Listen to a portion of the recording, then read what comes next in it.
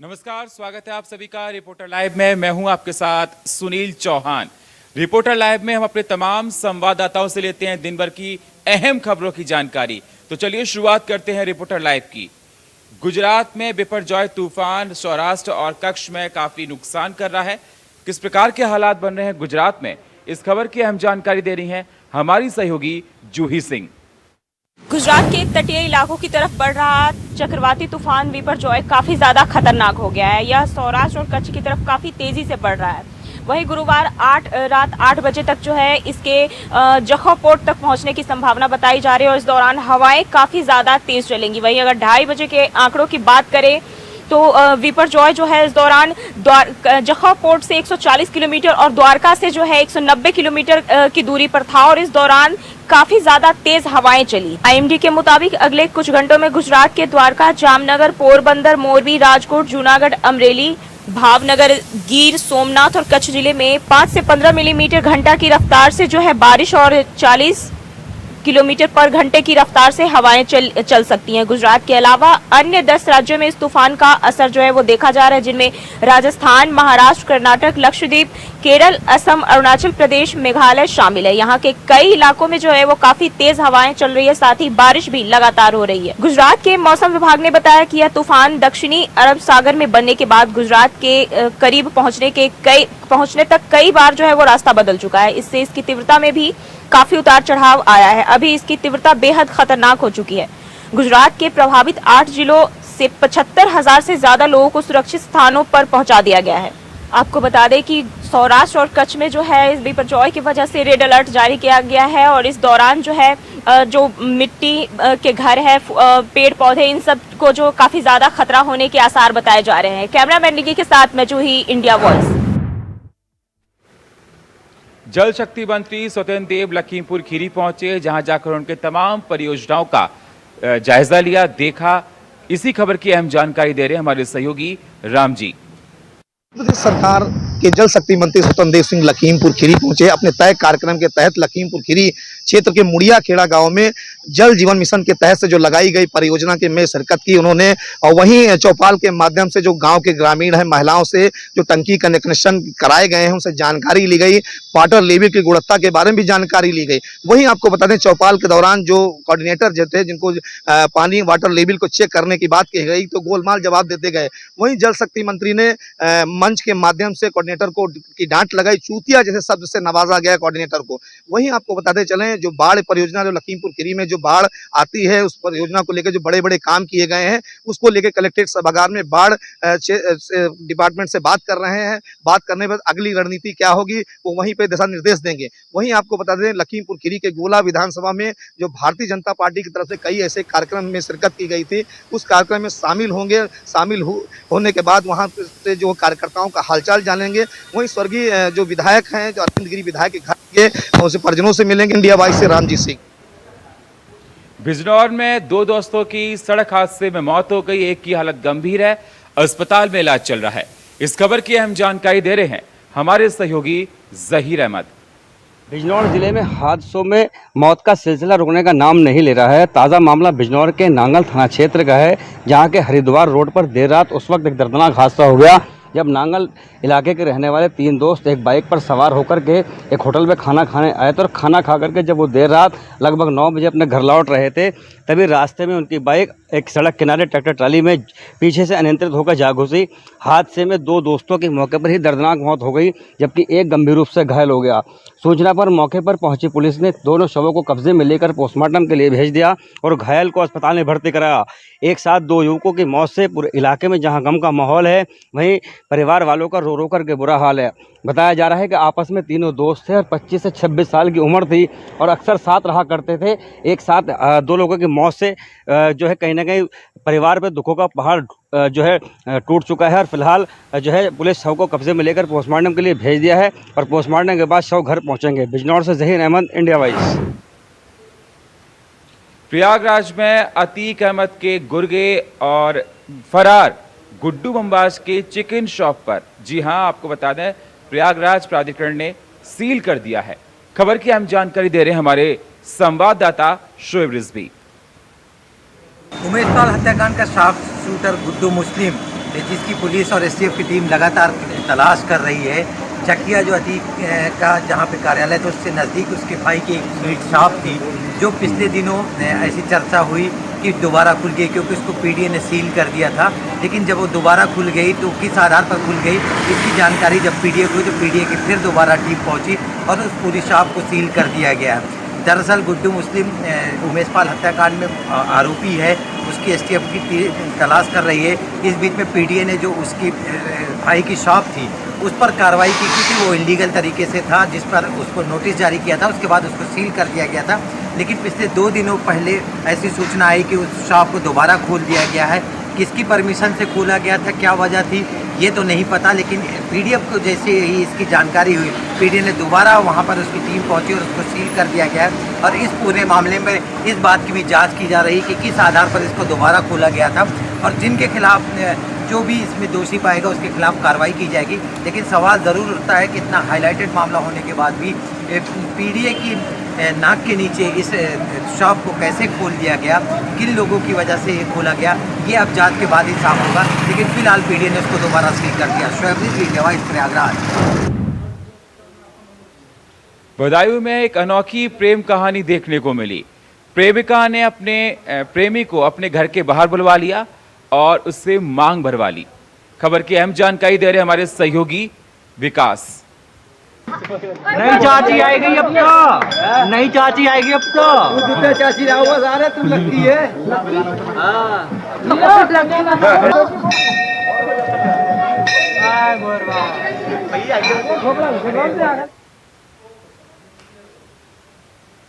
फरकाबाद में जर्जर विद्युत पोल हादसों को दावत दे रहे हैं। खबर की अहम जानकारी दे रहे हैं हमारे सहयोगी आदेश यादव।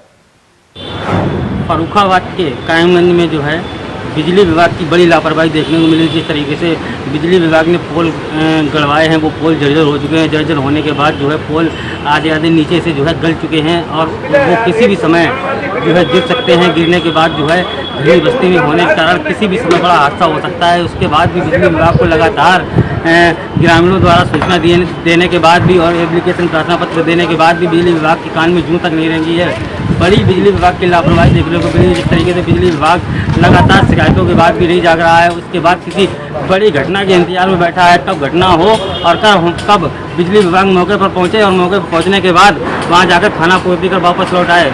इसी तरीके से आए दिन शहर से लेकर गांव तक जन कितने मामले देखने को मिलते हैं। लगातार जो है बिजली मंत्री सख्त निर्देश दे रहे हैं कि लगातार जो है बिजली विभाग उसके आदेश के बाद भी बिजली विभाग जो है सुधरने का नाम नहीं ले रहा है। ग्रामीणों में भारी रोष देखने को मिल रहा है। जिस तरीके से ये पोल किसी भी समय गिर सकते, गिरने के बाद जो है बड़ा हादसा हो सकता है।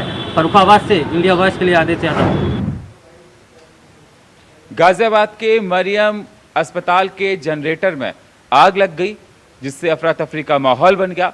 खबर की अहम जानकारी दे रहे हैं हमारे सहयोगी नदीम।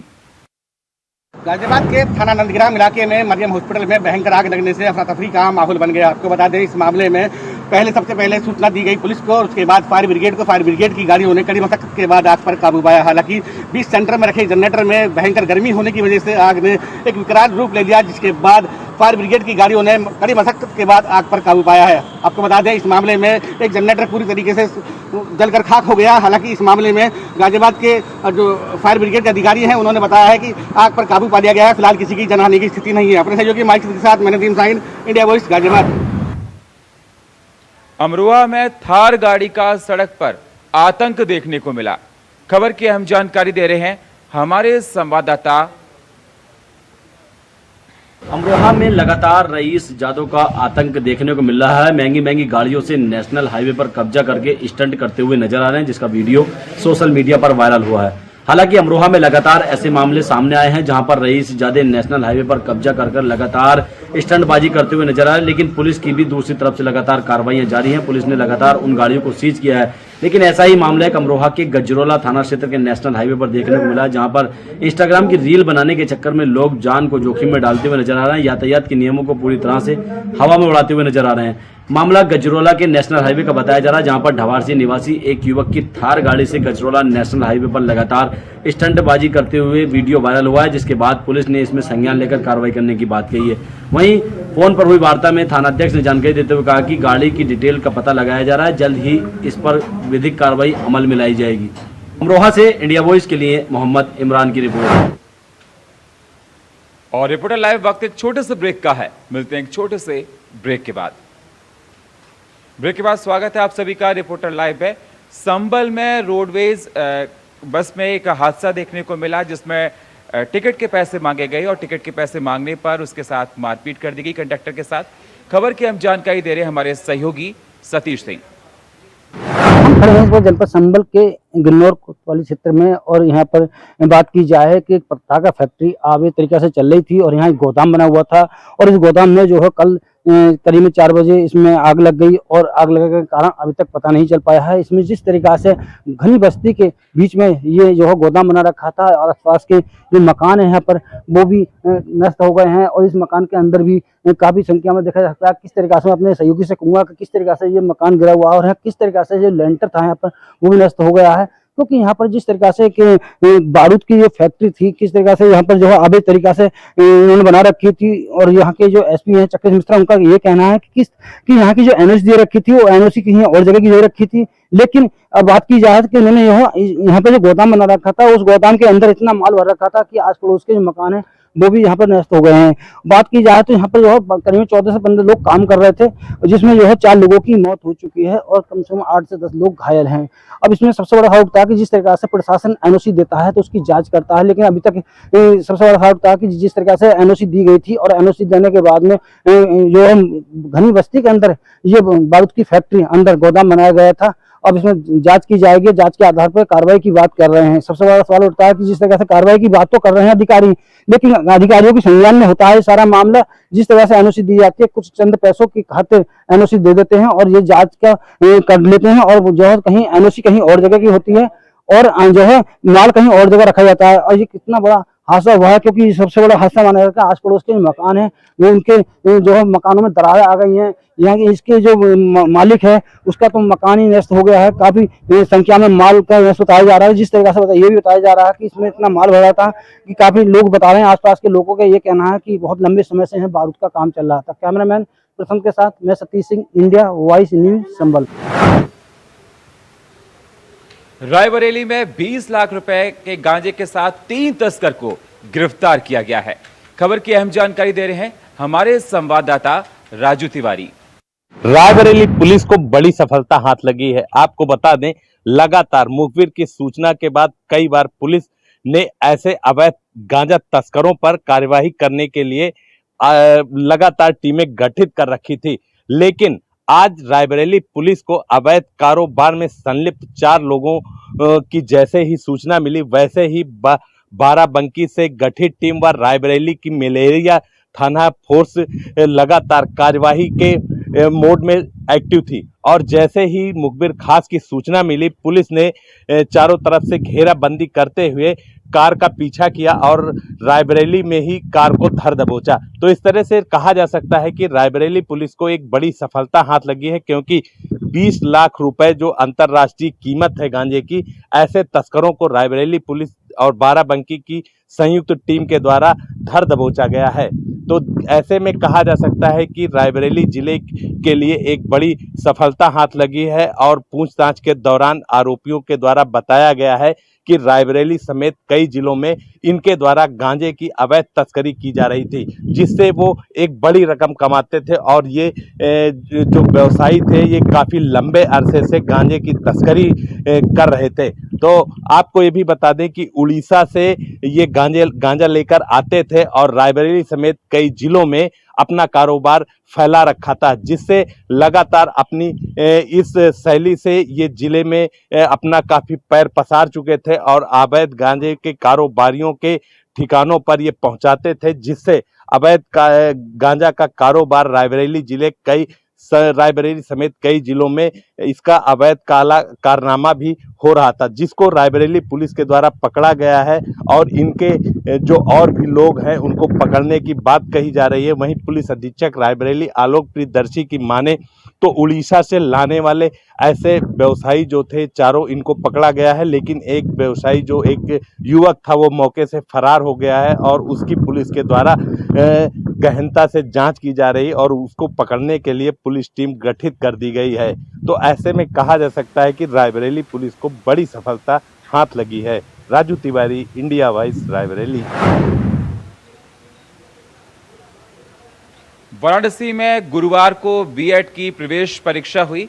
खबर की अहम जानकारी दे रहे हैं हमारे सहयोगी विकास चौबे। उत्तर प्रदेश में आज यूपी बीएड की प्रवेश परीक्षाएं संपन्न कराई जा रही है। आपको बता दें कि लाखों परीक्षार्थी जो हैं अपनी किस्मत आजमा रहे हैं और बीएड में प्रवेश लेने के लिए आज परीक्षा दे रहे हैं।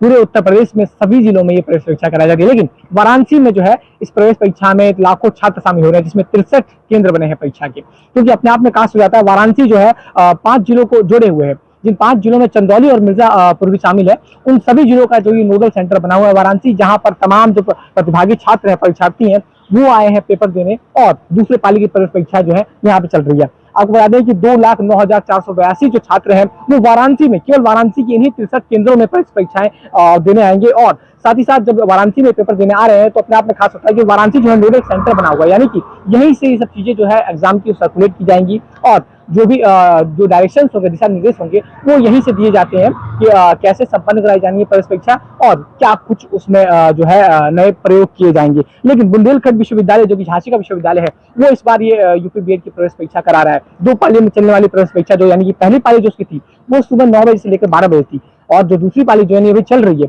वो 2 से शाम को 5 बजे तक चलेगी। तो अपने आप में खास है यूपी बीएड की प्रवेश परीक्षा। लगातार जो है छात्र आ रहे हैं भीषण गर्मी में, क्योंकि गर्मी जो है अपने आप में बहुत बड़ा एक तरह से रोड़ा है। गर्मी लगातार बढ़ रही है और तापमान में लगातार इजाफा हम देख रहे हैं। पूरा पूर्वांचल इससे तबाह है और बारिश से जो है निजात मिलने की संभावना जताई गई थी मौसम विभाग द्वारा, लेकिन कुछ बारिश हुई नहीं ऐसी और लगातार तब भी छात्र पहुंच रहे हैं भीषण गर्मी में, धूप में, अपने अपने पूरे दस्तावेजों के साथ की प्रवेश परीक्षा दें और इसमें बीएड में प्रवेश पाएं। वाराणसी से विकास चौबे, इंडिया वॉइस के लिए। लखनऊ में बिजली कर्मचारियों की 72 घंटे की हड़ताल, क्या है पूरा मामला?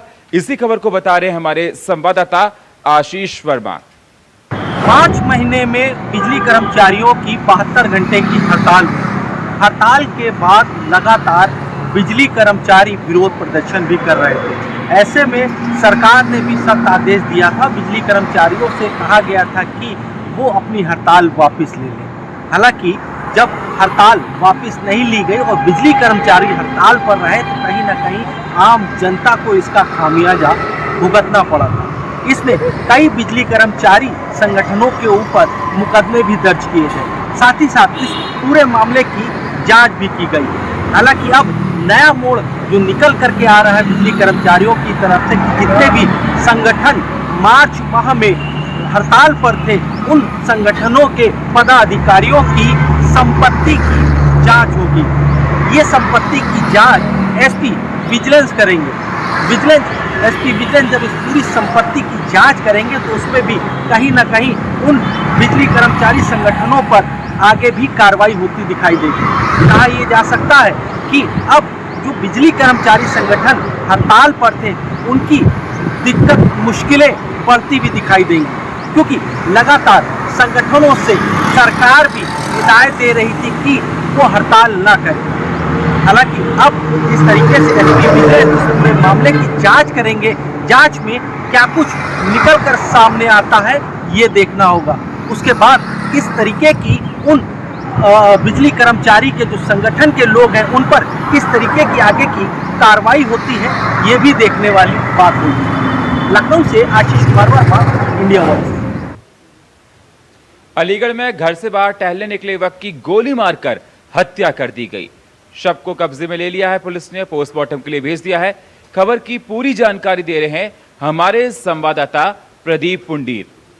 अलीगढ़ में खाना खाने के बाद बाहर टहलने निकले युवक की गोली मारकर हत्या कर दी गई।